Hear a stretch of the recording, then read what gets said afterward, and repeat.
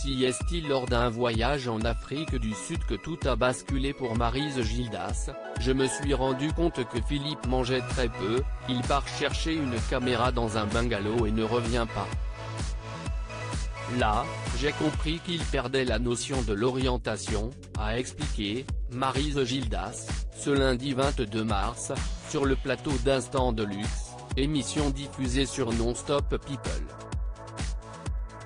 Dès son retour, le célèbre journaliste de Canal+ passe des examens médicaux qui révèlent une tumeur sur son rein gauche, le médecin m'a dit qu'il était métastasé au cerveau.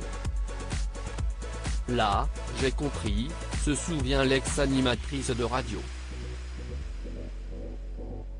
Philippe Gildas a tenté une immunothérapie qui n'a finalement pas fonctionné. Il n'était plus l'homme qu'il avait été, c'était quelqu'un d'autre.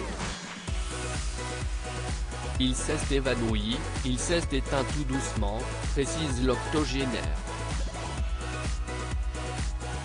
Maryse Gildas, il me manque tous les jours, tout le temps, chaque minute. Cette dernière est revenue sur les derniers instants lucides de Philippe Gildas. Il m'a serré la main et m'a dit « Tu sais que je ne t'ai jamais trompé ». Si est-il la dernière phrase qu'il a dite, car après, il n'était plus lucide.